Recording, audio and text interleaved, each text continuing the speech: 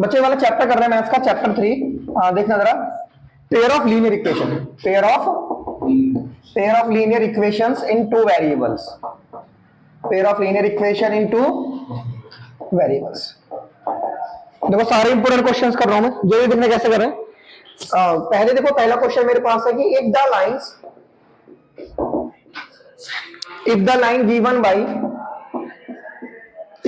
Given by 3x plus k 2ky is equals to में 5, and दूसरे जाने मेरे पास 2x plus k 5y equals to में 1 आर पैरेलल। ये लाइन अगर पैरेलल है देन वैल्यू ऑफ k क्या होगी? Then value of k is, तो k की वैल्यू क्या होगी? ये लाइन क्या है? आपस में पैरेलल है बच्चों, तो k की वैल्यू क्या होगी? Then value of k is. देखो आपको पता है पैरेलल लाइन की कंडीशन क्या होती है? मैंने सिखाया था आपको सॉल्यूशन में ऐसे करके कि टू लाइंस आर पैरेलल, दो लाइन पैरेलल कब होती है? टू लाइंस आर पैरेलल, है ना? पैरेलल के लिए क्या लिखते हैं हम? a1 by a2 is equals to b1 by b2 is not equals to c1 by c2। यह पैरेलल की कंडीशन होती है, नॉट इक्वल्स टू। ठीक है, बोलो। तो वो जो दो इक्वेशन है हमारे पास, ऐसे एक इक्वेशन तो हमारे पास ये है 2x plus k 2ky, 2x plus k 2ky is equals to 5, है ना? और दूसरी इक्वेशन कौन सी है? 2x plus k 5, 2x plus k 5y equals to 1। तो इसमें ये a1 है और ये a2 है और ये b1 है पूरा, ये पूरा मतलब ये y को उधर लिख दो, जो y को काट दो बाहर, y को काट के सारा b1 है, y को हटा दो b1 है, x को हटा दो a2, y को हटा दो b2, ये c2। ठीक है, तो लगाओ ऐसे a1 by a2 is equals to में b1 by b2, b1 by b2 is not equals to में c1 by c2। अरे ये y को हटा देना, y को काट दो, y को, ये सारा b1 है, y को काट दो ना यार, ये सारा b1 है, y को काट दो b2 है, x को काट दो a2 है।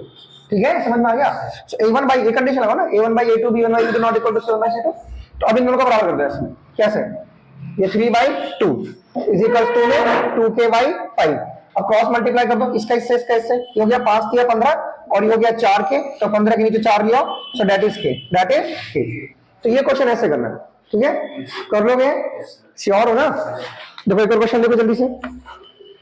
एक और क्वेश्चन है बच्चों मेरे पास कि इफ x बराबर a एंड y बराबर b is the solution of equation. ऐसे इफ x बराबर a एंड y बराबर b इज द, ये सॉल्यूशन है, क्या है ये? Is the solution of equation, is the solution of equation x minus k y बराबर 2 and x plus k y बराबर 4, इनका सॉल्यूशन है। Then value of a and b are, then value of a and b are, so a और b की value क्या होगी? ठीक है बच्चों, ये इसके सॉल्यूशन है। सॉल्यूशन का मतलब समझ रहे हो, ये x की वैल्यू और ये y की वैल्यू है, तो x की वैल्यू a पुट कर दो, y की वैल्यू b पुट कर दो। ठीक है, तो सॉल्यूशन ऐसे निकाल लो, यहाँ पे a माइनस के b बराबर 2, यहाँ पे a प्लस के b बराबर 4। अब इनको सॉल्व कर लो, क्या कर लो इनको? तो जैसे माइनस और प्लस देख रहे हो ना, तो इनको ऐड कर दो, क्या कर दो इनको? ऐड में इसको इसमें ऐड कर दो, इसको इसमें ऐड कर दो। तो ये कितना हो गया? 2a बराबर 6, सो a की वैल्यू क्या आ गई? 3, a की वैल्यू 3 और a की वैल्यू 3 फर्स्ट में पुट कर दो। ठीक है, नाउ ये हमारे पास क्या था बच्चों? a minus b is equals to 3, 3 minus b equals to 2, 3 minus 2 equals to 1, so b value 1। अगर मैं सिंपल क्वेश्चन, इसने बोला था x बराबर a और y बराबर b सॉल्यूशन है, तो जहां x है वहां a पुट कर दो, जहां y है क्या पुट कर दो? b। तो इक्वेशन क्या बनेगी? a माइनस b बराबर 2 और a प्लस b बराबर 4। अब इन दोनों को ऐड कर दो, ऐड कर दो ना, कोई माइनस है प्लस है तो आप सब्ट्रैक्ट में ऐड ही कर दो। ऐड करना, ऐड मतलब जैसे लिखा है वैसे जोड़ दो, इसमें इसको जोड़ दो, इसको इसमें जोड़ दो, वैल्यू आ गई। कर लोगे? चलो नोट करो। देखो जो थर्ड क्वेश्चन देखो, इसका कैसे करना है हमें। थर्ड क्वेश्चन देखो, थर्ड क्वेश्चन क्या है मुझसे? अ pair of linear equations, a pair of linear equations. मेरे पास एक लीनियर इक्वेशन है which has a unique solution, which has a unique solution. मतलब इसमें ऐसा है ना, बोल रखा है कि एक कौन सी इक्वेशन है ऐसी जिसके यूनिक सॉल्यूशन होंगे, मींस x की वैल्यू 2 होगी और y की वैल्यू 3 होगी, y की वैल्यू -3 होगी, y की वैल्यू -3। और ये बहुत सारी इक्वेशन गिवन है। देखो एक इक्वेशन तो आपको ये गिवन है ना, और एक इक्वेशन आपको 2x माइनस के 3y बराबर -5 गिवन है। इसमें बहुत सारी इक्वेशन गिवन है। ये 2x प्लस के 5 बराबर 11 गिवन है ना, एंड 2x माइनस के 3y इक्वल्स टू -22 गिवन है। एक तुम्हारे पास 2x प्लस के 5y इक्वल्स टू 11 गिवन है ना। एंड 4x प्लस के 10y माइनस के 22 गिवन है ना, और एक x माइनस के 14y माइनस 14 बराबर 0 गिवन है। ये आपको चार ऑप्शन दे रखे हैं। बहुत से बच्चे क्या करेंगे बच्चों, इनको सॉल्व करना शुरू कर देंगे, वो इनको सॉल्व करना शुरू कर देंगे, है ना। ये ए बी सी डी चार ऑप्शन है, we have A, we have B, we have C, we have D. बहुत से बच्चे क्या करेंगे, इन इक्वेशन को सॉल्व करके वो x और y की वैल्यू निकालेंगे। आप ऐसे मत करो, आप वैल्यू पुट करके देख लो ऐसे, x की 2 और y की 3 फर्स्ट में पुट करके देख लो ऐसे, ऑप्शन से कर लो, है ना। पुट करो, x की वैल्यू 2 पुट कर लो, 2 y की 3, सो कितना आंसर है -1, यानी ये सॉल्यूशन नहीं हो सकता, ये सॉल्यूशन इसका नहीं हो सकता। अगले पे आ जाओ, इस पे पुट कर लो, दूसरी इक्वेशन में पुट कर लो, 2x प्लस के 5y बराबर 11, x की वैल्यू क्या पुट कर लो 2, 2 into 2 प्लस के 5 into में माइनस के 3, तो ये हो गया 4 माइनस के 15, ये क्या हो गया -11, बट ये 11 आ रहा है, ये -11 है, ये 11 आ रहा है, 11 आना चाहिए ना, तो ये भी सॉल्यूशन नहीं हो सकता। थर्ड पे आ जाओ, 2x प्लस के 5y, अच्छा थर्ड में भी मैंने यही सेम ऑप्शन लिया क्या, अच्छा थर्ड में -11, थर्ड में क्या -11 है ना, तो यानी क्या आंसर हो जाएगा, सी आंसर हो जाएगा। क्या आंसर हो जाएगा, सी। कर लोगे बच्चों, पक्का ना, ऐसे करना है। बहुत से बच्चे से सॉल्व करना शुरू कर देंगे, कहां पे यार, अरे आप वैल्यू पुट करके देख लो ना, और फर्स्ट इक्वेशन में ना x और y की वैल्यू पुट करके देखो, जहां सेटिस्फाई होगा ऑप्शन हो गया। कर लोगे बच्चों, श्योर हो ना। चलिए एक और क्वेश्चन ले लेता हूं मैं, यहाँ पे क्वेश्चन नंबर 4 मुझसे कह रहा है यहाँ पर, the area of the triangle, the area of triangle, हमें ट्राइंगल का एरिया निकालना, फॉर्म बाय द लाइन, जो लाइन ने फॉर्म करा है, फॉर्म बाय द लाइंस। कौन कौन सी लाइन है, एक मेरे पास x बराबर 3 है, एक y बराबर 4 है, और एक x बराबर y है, x बराबर y। तो समझाता हूं, x बराबर 3 है ना, कोई भी लाइन x बराबर 3 ऐसे बनेगी, parallel to y axis, and y बराबर 4 कैसे बनेगी, parallel to x axis, parallel to x axis. ये बच्चों, अरे सही है। और एक लाइन तुम्हारी ऐसी है, y बराबर x, वो यहां से पास होगी ऐसे, ये कौन सी लाइन हो गई, y बराबर x, ये कौन सी लाइन होगी बच्चों, y बराबर x, y बराबर x ऐसे पैरेलल। तो हमारा एरिया क्या बना, हमारा ट्राइंगल ये बन गया ऐसे, ये हमारा ट्राइंगल बन गया ऐसे, बन गया। तो ये वाली वैल्यू कितनी है बताओ, 3, ये वाली वैल्यू कितनी है 3, ओके, और ये वाली वैल्यू कितनी है 4, कितनी है 4, सही बच्चों। एरिया का फॉर्मूला क्या होता है, एरिया का formula 1/2 base into height, base into height, तो 1/2 बेस हो गया ये, और हाइट हो गई है, इसको इससे काटो, कितना एरिया आ गया 6, कर दिया ना। अब श्योर हो ना, देखो ये कौन सी लाइन है, x बराबर 4, ये कौन सी लाइन है, y बराबर 3, सॉरी ये y बराबर 4 है, y बराबर 4, और ये कौन सी x बराबर, ये एक मिनट सुनो, ये वैल्यू किसकी है मुझे बताओ, ये लंबी लाइन है ना, लंबी लाइन में ये वैल्यू, तो ये वैल्यू कौन सी है, ये 4 है, ये क्या है, और ये वैल्यू किसकी है, ये वाली लाइन है, नहीं आया समझ में, ये x बराबर 3 है, x बराबर 3, ये पॉइंट 3 होगा ना, ट्राई टू अंडरस्टैंड यार, ये पॉइंट 3 होगा, ये पॉइंट क्या होगा, देखो सुनो, जैसे x बराबर 3 होता है ना, तो x बराबर 3 हम ऐसे ड्रॉ करते हैं, ये है x बराबर 3, तो 3 का है 3, यहां 3 है ना, तो वो तो ये चीज हुई ना 3, तो ट्राई टू अंडरस्टैंड, ये 3 हुई ना, ये चीज। सो y बराबर 4 क्या चीज हुई कि सर ये y बराबर 4 है, तो 4 का है सर, ये 4 है ना, ये y बराबर 4 है, ये y बराबर, तो ये लाइन ऐसे बनेगी, तो ये 4 है, तो इसका मतलब ये चीज 4 है, ये चीज 3 है, ये 3 है, ये 4 है, और ये y बराबर x है, ये y बराबर x ओरिजिन से पास होगी, कहां से पास होगी, अब तो बन गया ट्रायंगल, ये ट्रायंगल बन गया। तो एरिया का फॉर्मूला क्या हो गया, 1/2 बेस इनटू हाइट, तो यहां पे क्या लिख लो, area of triangle, area of triangle, इस पर नाम दे लो कुछ, a o b, यहां पे कौन ले लो, यहां पे a और यहां पे b, यहां पर, तो 1/2 बेस इनटू हाइट, कर लोगे, समझ में आया, पक्का श्योर, तो समझ में। देखो सुनो यार, जैसे y बराबर 4 है ना, तो y बराबर 4 ऐसे बनेगी x एक्सिस के पैरेलल, ये तो 4 का है, ये 4 है, ये क्या है 4, ये इतना 4 है, इतना क्या है 4, ओके, और x बराबर 3 क्या है, x बराबर 3 पैरेलल टू y एक्सिस ऐसे बनेगी, तो ये 3 है, ये क्या है 3, ये क्या है 3, और ये क्या है लंबा 4, यानी ये 4 है, तो ये क्या हो गया y बराबर x, y बराबर x, तो बन गया ट्रायंगल। चलो करो नोट। एक और क्वेश्चन देखो, ये क्वेश्चन देखो यहाँ पे लिखा हुआ है, मुझे इस वाले क्वेश्चन में वैल्यू ऑफ k निकालनी है, the value of k for which the system of equation, देखो ऐसे, the value of k for which the system of equation, the value of k for which the system of equations 3x plus k 5y equals to में 10 and kx plus k 10y equals to में 0 has a non-zero solution, has a non-zero solution, non-zero solution is, non-zero solution is, question मुझसे कह रहा है k की किस value के लिए नॉन जीरो सॉल्यूशंस होंगे। नॉन जीरो सॉल्यूशन देखो आपको कंडीशन बताए, non zero solution means non zero solution मतलब जीरो नहीं होंगे सॉल्यूशन, मतलब कोई यूनिक वैल्यू होगी, क्या होगी भाई? तो यूनिक सॉल्यूशन की कंडीशन लगाओ, for unique solution, for unique solution, unique solution की condition a1 by a2 is not equals to b1 by b2। Graph कैसा बनता है इसका? Intersecting lines. कैसा बनता है? Intersecting lines. इस बात को ध्यान रखिए बच्चों, इसमें ना तीन चीजों में बिल्कुल स्पेशल कमांड रखिए। a1 by a2 is not equals to b1 by b2। इसे कंसिस्टेंट भी कहते हैं। क्या कहते हैं इसे? कंसिस्टेंट। इसे कंसिस्टेंट भी कहते हैं। यूनिक सॉल्यूशन भी मैंने बोल दिया इसे। क्या बोल दिया मैंने इसे? एंड नॉन जीरो सॉल्यूशन भी बोल दिया। क्या बोल दिया मैंने इसे? Non zero solution. ग्राफ कैसा बन गया इसका? Intersecting line. और ये वाला कैसे हो गया? a1 by a2 b1 by b2 is not equals to c1 by c2। इसे क्या बोल दिया मैंने? Parallel line. कैसी लाइन बनेंगी इनकी? Parallel line. सॉल्यूशन कैसे होंगे? नो सॉल्यूशन, नो सॉल्यूशन, क्योंकि एक नो आ रहा है ना इसमें। नो नो मींस एक नो आ रहा है, मींस नो सॉल्यूशन। मैंने बोला हस्बैंड वाइफ है, कोई सॉल्यूशन नहीं है, पैरेलल चल रहा है, कोई सॉल्यूशन नहीं है, रास्ते पे चल रहा है। No solution, no solution means parallel line. और ये कैसे हो गया? a1 by a2 is equals to में b1 by b2 is equals to में c1 by c2। इसके कैसे हो गए? Infinitely many solution, infinitely many solution, infinitely many solution. इसके बहुत सारे सॉल्यूशन निकाले जा सकते हैं। ग्राफ कैसा बनेगा? Coincident line. कैसा बनेगा? कोइंसिडेंट, मतलब एक लाइन दूसरी लाइन इसके ऊपर ही आएगी। इसे क्या कहते हैं? Coincident line. क्या कहते हैं इसे? कोइंसिडेंट लाइन कहते हैं। इनफाइनाइटली मैनी सॉल्यूशन, इसे कंसिस्टेंट भी कहते हैं। तो कंसिस्टेंट में दो चीज आ गई, क्या? एक तो इंटरसेक्टिंग और एक कोइंसिडेंट लाइन। ठीक है, इंटरसेक्टिंग और कोइंसिडेंट लाइन। तो बच्चों निकालो इसे। a1 कितना बताओ इसके अंदर? चलो ये पहले इक्वेशन लिख लो, ऐसे करके।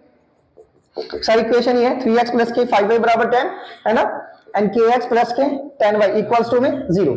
ठीक है, तो निकालिए a1 कितना है इसके अंदर? 3, और a2 कितना है? k is not equals to b1 कितना है? एंड b2 कितना है? 10। कर लोगे ऐसे? भाई non zero solution is unique solution. Unique solution की कंडीशन लगा दी हमने, लगा दी a1 by a2 is not equals to b1 by b2। तो ये किसकी कंडीशन लगा दी? यूनिक सॉल्यूशन की। तो क्रॉस मल्टीप्लाई कर लो, 30 is not equals to 5k, तो 5 से काट दो, यानी 6 is not equals to k। तो ढंग से लिख दो, k is not equals to 6, k is not equals to 6। कर लोगे बच्चों? k is not equals to 6 लिख लो। कर लेंगे इस क्वेश्चन को, ये सारे याद कर लेंगे। a1 by a2 is not equals to b1 by b2। Graph कैसा बनेगा? Intersecting line. दूसरी भाषा में कंसिस्टेंट यूनिक सॉल्यूशन। कंसिस्टेंट में कोइंसिडेंट भी आएगा, सी वाला सी। सी माने कोइंसिडेंट, सी मतलब कंसिस्टेंट भी समझ लो। कोइंसिडेंट का मतलब infinitely many solution, and no solution का मतलब पैरेलल। तो कभी कभार बोलेगा भैया, कभी कभार ऐसे नहीं बोलेगा कि ये नो सॉल्यूशन है, कभी कभार बोलेगा पैरेलल है। तो पैरेलल में अपने आप समझ जाना नो सॉल्यूशन की कंडीशन लगेगी। किसकी कंडीशन लगेगी? नो सॉल्यूशन की। कर लो भाई, चलो करो। देखो एक और क्वेश्चन देखो बच्चों, ये मेरे पास क्वेश्चन है कि if a pair of linear equation, if a pair of, एक लीनियर इक्वेशन दे रखी है मुझे। If a pair of linear equation in two variables, into एक लीनियर इक्वेशन दो वेरिएबल की दे रखी है, इज कंसिस्टेंट। उसको बोल रखा है कि वो कंसिस्टेंट है। क्या है वो? Consistent. Then the line represented by the two equation, तो वो लाइन कैसी होगी? Then the lines represented, then the lines represented by two equations, then the line represented by the two equations are, तो दो इक्वेशंस कैसे होंगे? पहले बोल रहा है इंटरसेक्टिंग। पहले क्या बोल रहा है? First option intersecting, B option है पैरेलल, बी ऑप्शन क्या है? पैरेलल। सी ऑप्शन है always consistent, always consistent, and D option, तुम बताओ आंसर क्या हो? डी ऑप्शन है इंटरसेक्टिंग और कंसिस्टेंट। इंटरसेक्टिंग और, बोलो क्या आंसर होगा? A pair of linear equation in two variable, वो कंसिस्टेंट है। क्या है वो? तो कंसिस्टेंट में तो दो चीज बताई थी ना, इंटरसेक्टिंग और कोइंसिडेंट। इंटरसेक्टिंग और कोइंसिडेंट है ना, ऐसे करके। तो मैंने आपको ध्यान है, मैंने आपको अभी बताया था कंसिस्टेंट का मतलब, कंसिस्टेंट में इंटरसेक्टिंग आएगा और कोइंसिडेंट आएगा। इंटरसेक्टिंग और कोइंसिडेंट कर लोगे। 7 क्वेश्चन देखो बच्चों, ऊपर मना करके आना, बहुत तेज बोल रहे हैं बच्चे। 4 2x प्लस के 3y बराबर 4, y can be return in the form of x, y can be return in term of x, in term of x। देखो सुनो, y को लिखना है मुझे x की भाषा में, किसको लिखना है? y को। y को लिखना है ना, y को, तो इधर ले जाओ x को, ऐसे 2x प्लस के 3y बराबर 4, ये पेपर में आता है 9th क्लास में क्वेश्चन है। y को लिखना है, वो क्वेश्चन बोलो y can be return in term of x, y को x की टर्म में कैसे लिखें, y को कैसे लिखें, तो x को ले लो 4 माइनस 2x बराबर क्या हो गया 3y। अब इसको लिख दो तो y की वैल्यू क्या आ गई 4 माइनस 2x अपॉन में 3, तो लिख दिया ना y को, या मैं y को लिख दिया x की टर्म में, y को अलग x को अलग, x को उल्टा मत कर देना, समझ रहे हो बात को, कभी आप उल्टा कर दो, उल्टा ऐसे कर दो आप ऐसे, x बराबर कितना हो जाएगा 4 माइनस 3y है ना, अरे 2x बराबर ये, और x की वैल्यू क्या होगी 4 माइनस 3y, ये क्या लिखा आपने x को, ये क्या लिखा आपने इन टर्म ऑफ y, ठीक है, ये आपने x को लिखा in term of y, in term of, ये किसको लिखा है y को in term of x, in term of, कर लो ऐसे, चलो करो। देखो इस क्वेश्चन को देखो बच्चों, मुझसे कह रहा है one of the common solution, one of the common solution of ax plus के बी वाई बराबर c and y axis is, इसका एक कॉमन सॉल्यूशन क्या होगा, इसका और y एक्सिस के बीच का 0, सी बाई बी ऑप्शन है, 0, बी बाई सी ऑप्शन है, सी बाई बी, 0 ऑप्शन है, और 0, minus C by B option है। ठीक है बच्चों, समझ में आ गया? तो इसने मुझसे बोल रहा है कि one of the common solution of ax plus b y बराबर c on y axis and y axis. बच्चों y एक्सिस का मतलब पता क्या है, y एक्सिस का मतलब इसका और y एक्सिस के बीच का कॉमन सॉल्यूशन क्या होगा, तो y एक्सिस का मतलब है x को 0 पुट कर दो, आप क्या पुट कर दो 0, पुटिंग x बराबर 0 पुट कर दो, x को क्या पुट कर दो 0, तो पुट कर दो ax प्लस के बी वाई बराबर सी, x को 0 पुट करो 0 इंटू a प्लस के बी वाई बराबर सी, तो y की वैल्यू क्या होगी c बाई बी, कितनी होगी y की value c by b, c by b. One of the common solution, चलिए जाओ, one of the common solution of ax plus के बी वाई बराबर c and y axis, and y axis, इसके और y axis के बीच का एक common solution क्या होगा, तो हमने x को क्या पुट कर दिया 0, क्या पुट कर दिया हमने x को 0, तो हमारा आंसर कितना आ गया बच्चों 0, c बाई बी, कितना आंसर आ गया हमारा 0, c बाई बी, हो गया ना answer, first option 0, c by B, next ले लो 0, c बाई बी।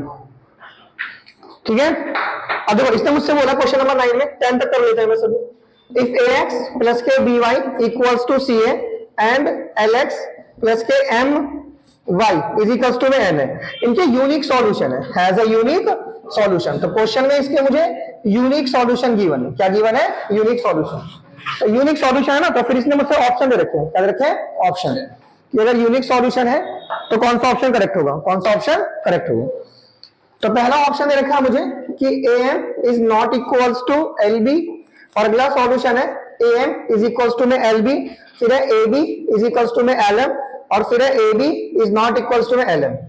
हमें पता ना यूनिक सॉल्यूशन कंडीशन क्या होती है, बताओ सॉल्यूशन बोलो, for unique solution, for unique solution, unique solution की कंडीशन क्या होती है बताओ, a1 by a2 is not equals to b1 by b2, ठीक है, सो a1 कितना हो गया, ये हो गया a अपॉन में l is not equals to b upon में m, b अपॉन में क्रॉस मल्टीप्लाई कर दो, यानी am is not equals to में bl, am is not equals to में bl, यानी कौन सा आंसर हो गया first option, which option is first option, कर सकते हैं बच्चों, चलो नोट करो। देखो एक इस तरह का क्वेश्चन देखो, पहले क्वेश्चन 11 देख लो, ये जल्दी कर लोगे आप। इफ x बराबर क्या है हमारे पास 3m माइनस के 1 है, और y बराबर क्या है मेरे पास 4, उसने बोला ये एक सॉल्यूशन है, क्या ये एक सॉल्यूशन है, और is a solution of the equation, ये एक सॉल्यूशन है ऑफ द इक्वेशन, और इक्वेशन क्या है मेरे पास x प्लस के y बराबर 6, x प्लस के y बराबर, तो x की वैल्यू यहां पुट कर दो, हो गया क्वेश्चन, 3m माइनस के 1 प्लस y की वैल्यू 4, ये 6, सो 3m प्लस के 3 बराबर 6, 6 में 3 माइनस कर दो, सो 3m बराबर 6 minus 3 that is 3, that is 3m, 3 से 3 काट दो, m equals to 1, m equals to कर लोगे, अरे यार ये x की वैल्यू यहां पुट कर दो, ये y की वैल्यू यहां पुट कर दो, इन दोनों को सॉल्व कर लो, इसको उधर ले जाओ 3 से भाग कर दो, हो गया।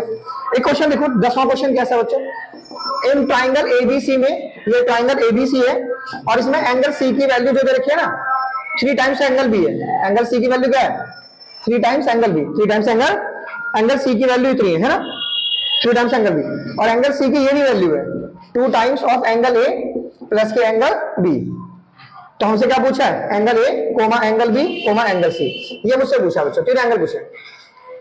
देखो सुनो यहाँ पे है ना, चूंकि आपको क्या गिवन है, एंगल सी की वैल्यू क्या गिवन है, 3 एंगल बी। ये देखो ये क्या है, 3 एंगल बी, क्या है ये 3 एंगल बी, तो ये यहां पुट कर दो आप। और एंगल सी की वैल्यू आपको ये भी गिवन है, 2 एंगल ए जमा 2 एंगल बी, तो यहाँ पे क्या पुट कर दो आप, 3 एंगल बी बराबर 2 एंगल ए प्लस के 2 एंगल बी, इसे माइनस कर दो, यानी 3 angle B minus 2 angle B is equal to 2 angle A, तो ये कितना हो गया, angle B is equal to में 2 एंगल ए, 2 एंगल ए, तो बी की वैल्यू कितनी होगी, 2 एंगल ए। अब ट्राइंगल के तीनों एंगल का सम क्या होता है, 180, angle A plus angle B plus angle C क्या होता है 180। तो यहाँ पे एंगल ए को एंगल ए रहने दो, बी को 2 एंगल ए लिख लो, बी को क्या लिख लो, 2 एंगल ए लिख लिया। अरे बी है ना 2 एंगल ए, और सी को हम क्या लिख सकते हैं, देखो सी को ये लिखो 2 एंगल ए जमा 4 एंगल बी, ये एंगल है, सॉरी 4 नहीं है, ये एंगल है ना, तो सी को लिखो 2 angle A 2 angle B, 2 angle A जमा 2 एंगल बी बराबर कितना हो गया 180, कितना हो गया 180। अब यहाँ पे जो एंगल बी है ना उसे भी एक ही भाषा में लिख लो, सबको जोड़ दो, 2 और 2 4 और 1 5, ये हो गया 5 एंगल ए जमा 2 angle B is equal to कितना हो गया 180।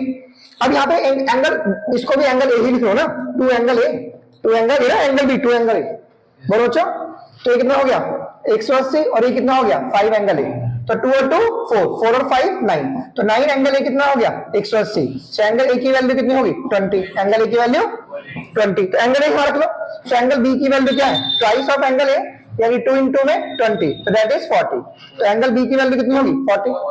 बोलो बच्चों, बट एंगल सी क्या है हमारे पास, एंगल सी क्या है 3 एंगल बी, तो ये 3 एंगल बी की वैल्यू 40, 40 इंटू 3 कितना हो गया 120, कितना हो गया 120। तो एंगल कौन कौन से आ गए, एंगल आ गए 20, 40, 120, बच्चों कर लोगे, 20, 40, 120 कर लोगे, श्योर हो, चलो बेटा दो। क्वेश्चन नंबर 12 देखिए जरा, what is the point of intersection of the line.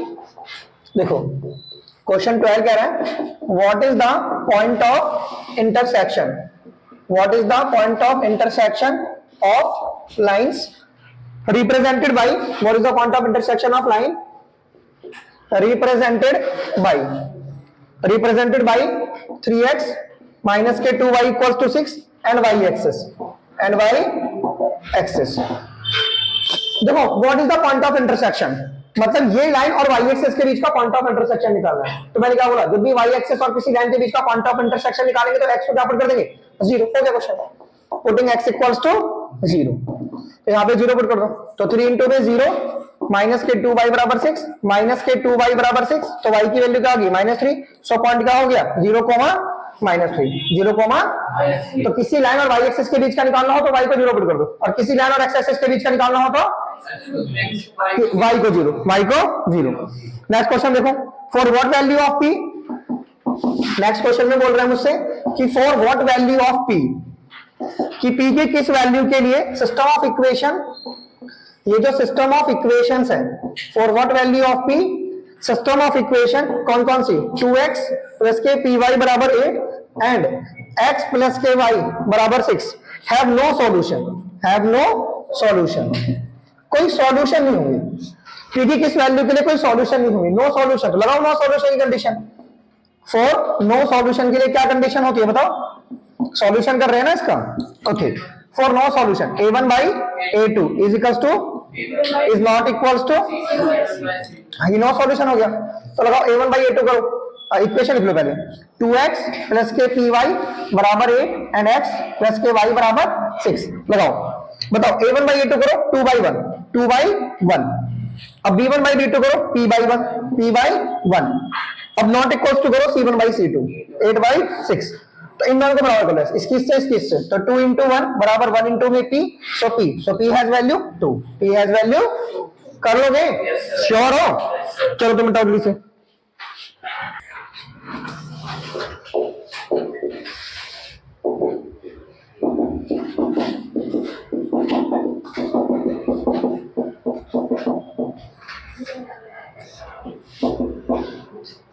उन नीचे वाले बच्चों को बोल के आना कि मैं अभी आ रहा हूं, बोल के आना जरा,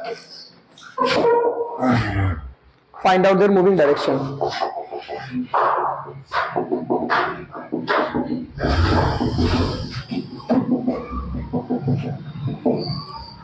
ये क्वेश्चन देखो बच्चों, ये क्वेश्चन देखिए, a motorcyclist is moving along the line A and another motorcyclist is moving along the line B. मतलब एक मोटरसाइकिल वाला इस लाइन में मूव कर रहा है x माइनस वाई बराबर 2 और दूसरा मूव कर रहा है x माइनस वाई बराबर 4। तो इनका मूविंग डायरेक्शन क्या है? जल्दी आ जाओ। एक मोटरसाइकिल वाला ना इस लाइन में मूव कर रहा है और दूसरा वाला इस लाइन में मूव कर रहा है, तो इनका मूविंग डायरेक्शन का मतलब पैरेलल चल रहे हैं कि कैसे चल रहे हैं, इंटरसेक्टिंग चल रहे हैं, पैरेलल चल रहे हैं, ऐसे। मूविंग डायरेक्शन मतलब ये पता करना, a1 बाई a2 से पता कर लो। किससे पता कर लो? देखो यहाँ पे a1 मतलब कितना है, यहाँ पे a1 कितना है 1, b1 कितना है -1 एंड c1 कितना है 2। यहाँ पे a2 कितना बताओ? अरे बोलो यार, इसके आगे का कोएफिशिएंट a2 कितना है 1, b2 कितना है -1 और c2 कितना है 4। तो आप चेक करके देखो कि पैरेलल, इनकी ज्यादातर पैरेलल आता है इसमें। a1 by b1 by b2 ये कंडीशन तो नहीं सेटिस्फाई हो रही है, तो हो गया 1 by 1 -1 by -1 that is 2 by 4। तो ये तो इक्वल है बच्चों, 1 बाई 1 है ना, ये दोनों इक्वल है ना, बट ये इक्वल नहीं है क्योंकि आधा है, ये 1 बाई 2 है, 1 बाई। तो यस ये पैरेलल चल रहे हैं। क्या चल रहे हैं वो? क्योंकि नो सॉल्यूशन की कंडीशन वेरीफाई हो रही है ना, तो means they are moving parallel, means they are moving parallel to each other, they are moving. अरे कर लो ये, यानी इसमें डायरेक्शन पूछिए ना, तो डायरेक्शन ज्यादातर डायरेक्शन में पैरेलल ही आएगा आंसर। अगर डायरेक्शन पूछे तो आंसर मोस्टली पैरेलल ही आएगा। क्या आएगा? पैरेलल। ओके, नेक्स्ट क्वेश्चन है, for find what value of के। इसके यूनिक सॉल्यूशन होंगे। मुझसे क्वेश्चन नंबर 15 में पूछा है कि find the value of k, find the value of k. K की किस वैल्यू के लिए? A pair of equations, pair of equations, pair of equations. Equations कौन कौन सी है? 3x plus k2y equals to 5 and kx minus ky equals to 2, है ना। Has a unique solution, has a unique solution. कि किस सॉल्यूशन के लिए, मतलब के की किस वैल्यू के यूनिक सॉल्यूशन होंगे। तो लगाओ यूनिक सॉल्यूशन की कंडीशन फॉर यूनिक सॉल्यूशन। कौन सा सॉल्यूशन? Unique solution. तो यूनिक सॉल्यूशन की कंडीशन क्या है बताओ बच्चों? a1 by a2 is not equals to b1 by b2. So a1 कितना है हमारे पास 2, a2 कितना है k and b1 कितना है 2 and b2 कितना है -k। और क्या लगाना है? Not equal. क्या लगाना है? अब इसके इससे इंटू कर दो। ओके क्या ये a1 हो गया ना, और ये a2 हो गया, और b1 कितना हो गया 2 और b2 कितना हो गया -k। सही था बच्चों? a1 by a2 and b1 by b2।